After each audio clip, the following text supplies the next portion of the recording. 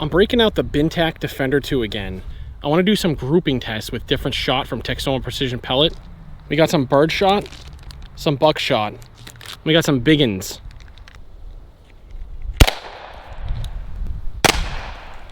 That is much better.